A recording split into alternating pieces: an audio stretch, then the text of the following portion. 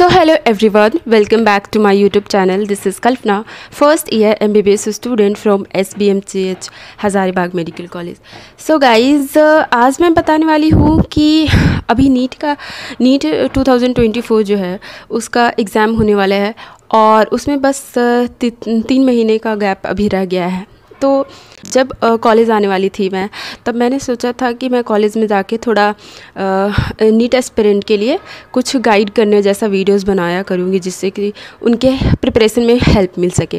क्योंकि मैं खुद ड्रॉपर हूँ और मैं समझ सकती हूँ, तो मुझे अच्छे से पता है कि कौन कौन सा मिस्टेक्स होते रहता है, जिसकी वजह से हमारा छोटा सा मिस्टेक्स की वजह से हमारा ड्रॉप करना पड़ जाता है एक साल का. तो इसलिए मुझे पता है कि कहाँ से मिस्टेक्स होता है, कौन सा मिस्टेक्स होता है. तो बेसिकली मैं सोची थी कि कॉलेज जाऊँगी तो काफ़ी ज़्यादा हेल्पफुल वीडियोस बनाया करूँगी, पर यहाँ पे आने के बाद थोड़ा मैनेज करना टाइम थोड़ा मुश्किल हो गया और मैं ऐसा कुछ नहीं कर पाई. ज़्यादा इन्फॉर्मेटिव वीडियोस जो है वो बना नहीं पाई और ज़्यादातर व्लॉगिंग्स वाला वीडियोस बनाई, वो भी जब टाइम मिला.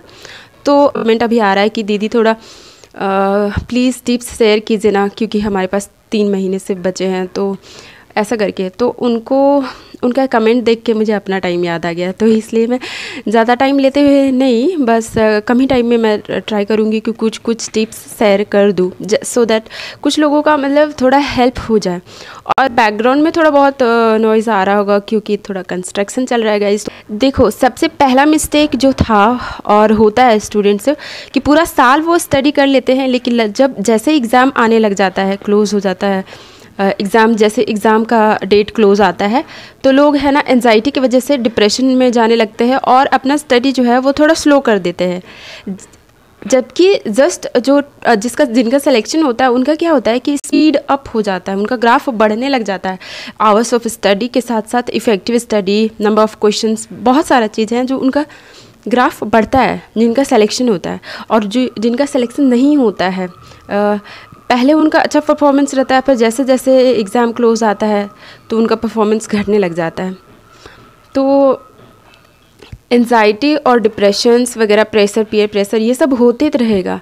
उन सब को नेगलेक्ट करके और बस पॉजिटिव चीज़ें सोच के और अपना जो स्टडी होता है उसको करना होता है. ज़्यादा से ज़्यादा स्टडी आवर्स बढ़ाना होता है. ये क्या होता है, एंजाइटी और ये सब की वजह से लोग क्या होता है यूट्यूब पे ज़्यादा स्क्रॉल करना चालू कर देते हैं कि लास्ट के फ्यू मंथ में मैं कैसे ये करे वो करे. इस चक्कर में बहुत ज़्यादा टाइम वेस्ट हो जाता है. तो पहला चीज़ है वो है आपको अवॉइड करना है. ज़्यादा यूट्यूबर्स को देखने का ज़्यादा ट्राई नहीं करिए अभी के टाइम पे. थोड़ा बहुत माइंड फ्रेश करने के लिए देख सकते हैं, बाकी अभी थोड़ा अवॉइड ही करना है. दूसरा चीज़ होता है सोशल मीडिया अवॉइड करना बहुत ज़्यादा ज़रूरी है.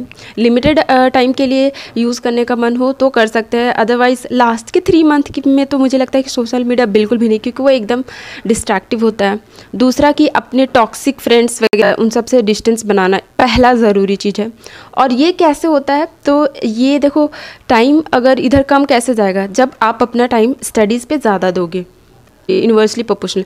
अगर स्टडी आवर्स आपके बढ़ रहे हैं तो ऑब्वियस सी बात है कि आपका डिस्ट्रैक्शंस कम होगा.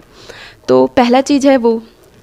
दूसरा चीज़ ये है कि लास्ट के 3 मंथ में आपको वो चीज़ ज़्यादा फोकस करना है. एक लिस्ट बना लीजिए कि कौन कौन सा आपका चैप्टर्स जो है वो रह चुका है अभी तक पढ़ने के लिए. मतलब पूरा साल में बहुत ही कम तरीके से पढ़े हो और बहुत ज़्यादा उससे गलतियाँ हो रही है जिस चैप्टर से, उनका एक लिस्ट बनाइए और उनको कहीं ना कहीं से ऑनलाइन. अभी तो जैसे कि कोई टीचर तो आपके लिए अवेलेबल होगा नहीं वो पर्टिकुलर चैप्टर पढ़ाने के लिए, तो ऑनलाइन इतना सारे रिसोर्सेज हैं. जैसे PW है, PW सबसे बेटर होता है. PW पे 1 से 1 टीचर्स हैं और हाँ, बहुत सारे ऐसे टीचर्स हैं ऑनलाइन जो अच्छा पढ़ाते हैं. तो आप उस पर्टिकुलर चैप्टर और फिर कोई चैप्टर का कोई टॉपिक वीक रह गया है तो उसको एक बार उसका नोट्स बना लीजिए और उसके बाद उस पर 10 से 15 क्वेश्चंस कर लीजिए और एक बार 2 बार कर लीजिए. उसके बाद वो टॉपिक आपका स्ट्रॉन्ग हो जाएगा. वो मॉक टेस्ट है वो बढ़ा दीजिए, देना चालू कर दीजिए.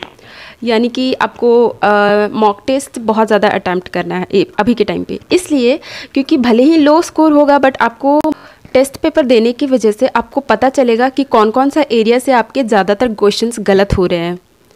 तो उस पर और ज़्यादा वर्क करना होगा.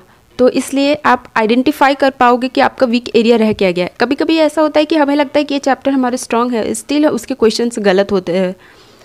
जितना ज़्यादा हो सके टेस्ट पेपर दीजिए, यानी कि 1 वीक में आप 2 से 3 मॉक टेस्ट दे दीजिए, फिर उसका एनालिसिस कर लीजिए अच्छे से। और उसके बाद क्या होता है कि एक टेस्ट कॉपी बना लीजिए जिसमें कि आप लिख पाओ कि टेस्ट नंबर इतने में हमारा कौन सा टॉपिक वीक रह गया था और उस टॉपिक पे जाके क्वेश्चंस कर लीजिए। उसके बाद मॉक टेस्ट देने का फ़ायदा ये है कि नीट में भी यही होता है कि एक पर्टिकुलर पैटर्न को वो फॉलो करते हैं, यानी कि पूरा चैप्टर में ऐसा होता है कि पर्टिकुलर टाइप के ही क्वेश्चंस पूछे जाते हैं, यानी कि रिपीटेटिव क्वेश्चंस टाइप के। तो मॉक टेस्ट देने से हमारा क्या होता है कि ज़्यादातर उस टॉपिक का प्रैक्टिस हो जाता है उस टाइप के क्वेश्चंस का। तो वो चीज़ हो गया। अभी लास्ट के 3 मंथ में बहुत ज़्यादा ज़रूरी है कि आप मॉक टेस्ट दें ही दें, मतलब 1 वीक में 3 मॉक टेस्ट दे ही दें और उसका अच्छे से एनालिसिस कर लें। और चीज़ है जो अवॉइड किया जा सकता है, तीसरा पॉइंट वो है कि बहुत सारे लोग सोचते हैं कि लेट नाइट स्टडी करने से उनका बहुत ज़्यादा अच्छा आउटपुट होगा, या फिर वो ऐसा सोच रहे होंगे कि लेट नाइट स्टडी कर लेंगे। ऐसा कुछ नहीं है। ट्राई करें कि मॉर्निंग के टाइम पे आप स्टडी करो, क्योंकि जो मॉर्निंग वाला स्टडी होता है वो थोड़ा इफ़ेक्टिव होता है। तो रात में जल्दी सोने का ट्राई करो। बहुत सारे ऐसे लोग हैं, इनफैक्ट मैं हमेशा से लेट पर्सन हूँ, मतलब लेट नाइट स्टडी करने की आदत थी मुझे बचपन से, पर बस लास्ट ईयर ही ऐसा था जब मैं क्या करती थी कि जल्दी उठती थी 3 बजे, और कभी उससे भी पहले उठ के, भले ही मैं सुबह 9 बजे तक पढ़ के फिर से 1 घंटे 10 बजे तक के लिए सो जाऊँगी, पर ऐसा है कि सुबह उठ के पढ़ना ही है कुछ आवर्स, क्योंकि उस टाइम पे बहुत ज़्यादा हमारा दिमाग शांत होता है। और दूसरा कि हम फ़ोन ज़्यादा यूज़ नहीं करते सुबह में उठने के बाद, ऐसा रहता है कि हम पढ़ने के लिए उठे हैं, और ज़्यादा मतलब जो हमारा इन्वायरमेंट होता है वो काफ़ी शांत होता है, काम होता है। चौथा पॉइंट है ये कि जितना ज़्यादा नंबर ऑफ़ क्वेश्चंस प्रैक्टिस कर पाओ अभी वो करो।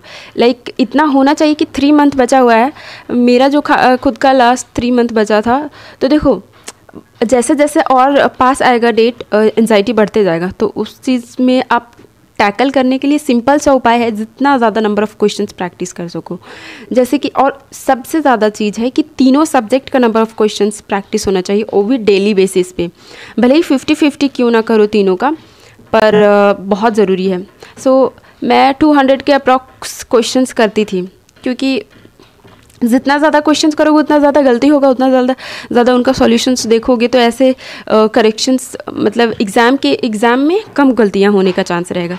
तो नंबर ऑफ़ क्वेश्चंस अभी पर डे 200 तो होना ही चाहिए।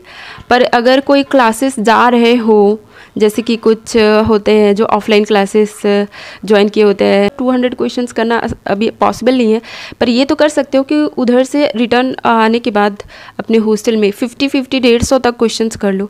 मतलब नंबर ऑफ़ क्वेश्चंस ही है जो आपको जितना ज़्यादा प्रैक्टिस करा हुआ रहेगा उतना ही ज़्यादा आपको हेल्प मिलने वाला है। और वही सिलेक्शंस ये नहीं दिलाता है कि आपको हर एक लाइन याद है कि नहीं, हर एक लाइन याद हो जाएगा जब आप क्वेश्चंस प्रैक्टिस हो सके क्वेश्चंस ही लगाने हैं, क्योंकि मेन एग्ज़ाम में हमें क्वेश्चंस ही लगाने होते हैं, और ज़्यादा से ज़्यादा हमें नेगेटिव मार्किंग को रिड्यूस करना होता है। तो वो कैसे कम होता है? ऑब्वियसली नंबर ऑफ़ क्वेश्चंस करके।